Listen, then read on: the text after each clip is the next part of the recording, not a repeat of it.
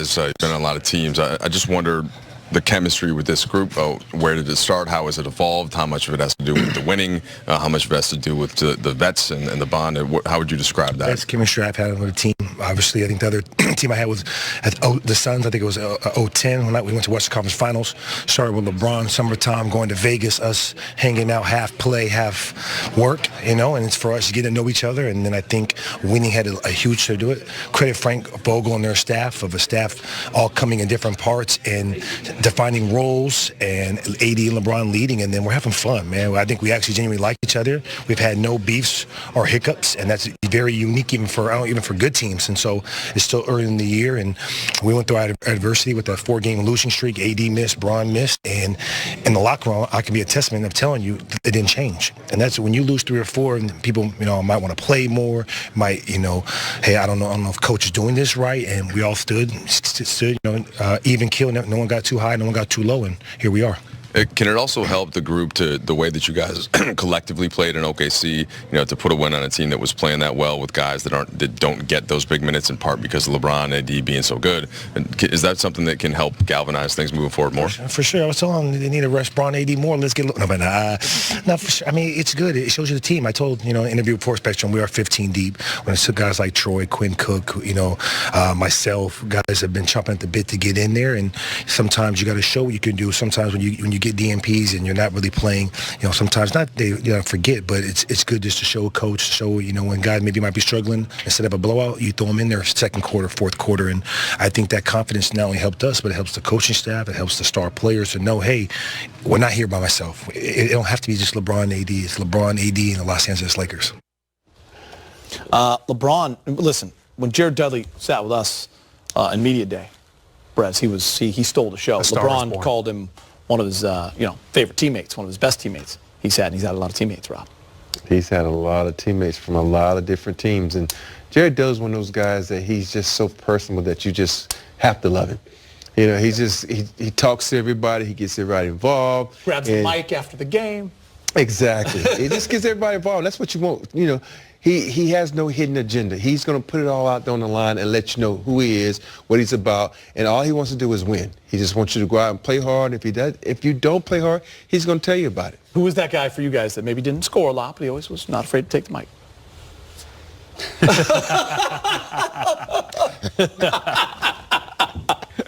Is that true, Fish? Back in early Fish did the talking for us. I didn't say much. Yeah, and Rob didn't say much? I didn't have as many quotes as Dudley. Yeah. We would step up. It's important to have a guy that can sum some things up a certain way. Yeah. Wait, Fish, he didn't say much? I didn't say much. No. Come on. Fish and I mean, at least not to the media. And Rick Fox. Fish and Rick Fox were the talkers for the team. Oh, Rick for sure. Rick was auditioning every night, wasn't he?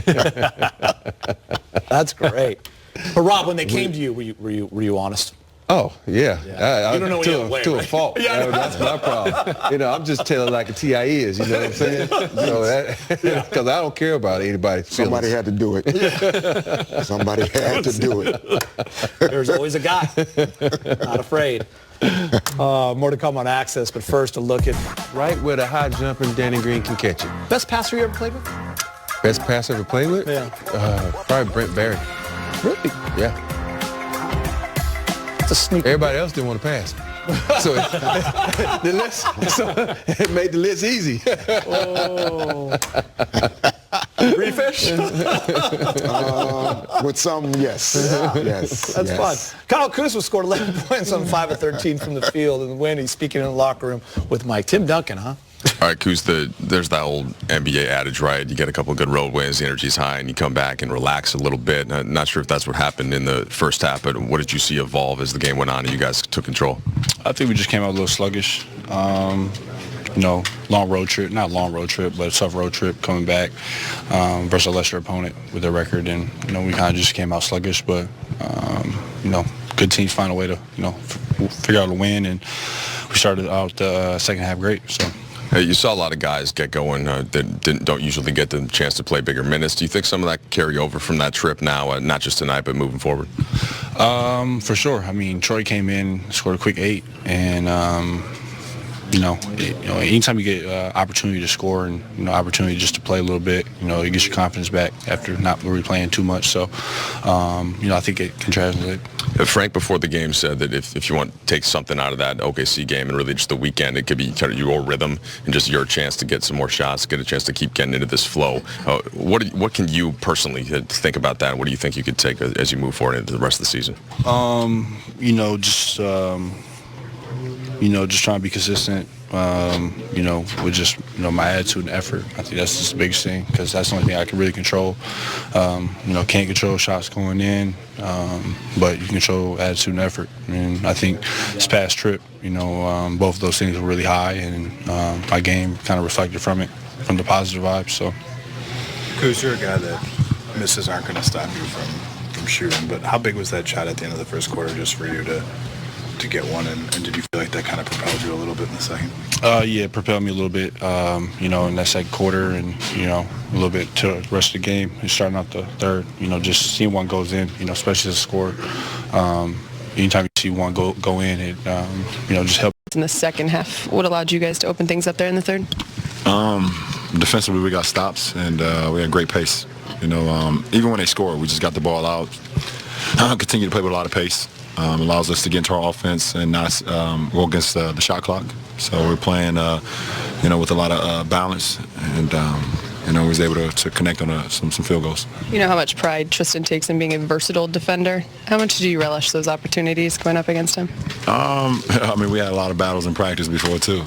So Double T is definitely a great defender, being able to guard bigs, being able to guard smalls, and things of that nature. So, you just got to try to, be very decisive with your moves. Don't play around with the ball too much, and and also be able to finish because he's a really good shot blocker as well. So just try to put the pressure on him. I figured practice would have happened in maybe in switch opportunities, but did you ever have like that steady of a match? Yeah, when we were on separate teams, sometimes T. Lou would and when we were allowed to scrimmage, T. Lou didn't really like us scrimmaging too much.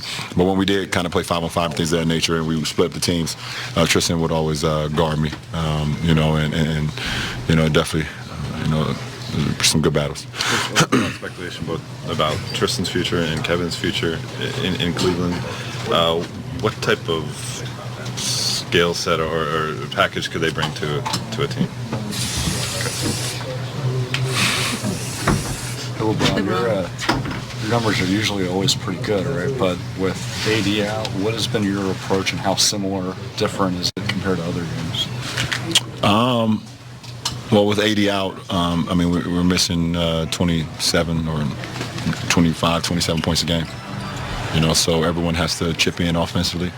I'm not saying to cover that because you can't cover what he does, but just try to step up your game a little bit more too. So that's basically what it is for all of us, not just myself.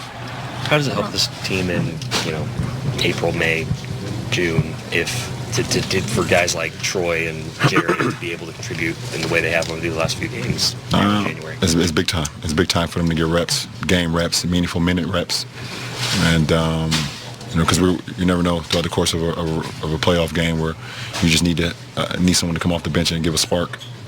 Or I've been through playoff series where injuries has happened. Knock on wood. I've been through playoff series where one of the guys that you count on maybe just be struggling a little bit. You need to be able to count on someone to come in and give a spark. So for them to get these reps has been very beneficial not only to them but for this ball club so far. What was it? I don't think we've talked to you since the Thunder. Obviously not since the Thunder game. But what was it like for you to see sort of those guys get that opportunity and do what they did with it? They took full advantage. They took full advantage of the opportunity, went into a building that's very hard to play, a team that's been playing some exceptional basketball, especially at home in OKC, and they went out and pretty much controlled the whole game. And it was just great. It's great to know that that those guys just stay ready, and that's just our team. No matter what, they stay ready, and they always ready for when their name is called, their number is called, and it was a wonderful game to see. Dwight had a monster game tonight. Dwight Howard.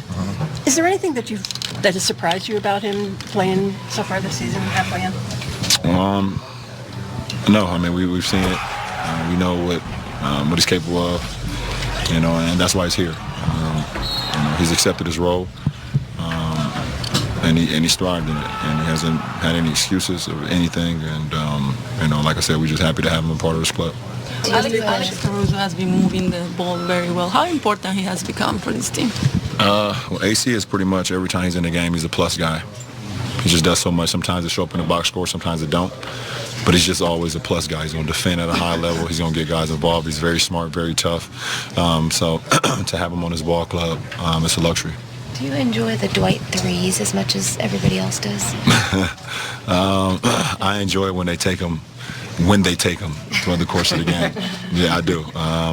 When we up big in the fourth quarter, the way they've been playing our two bigs under 5 minutes, they can cash them up. And our bigs collectively this season is 5 for 8 from the three-point line.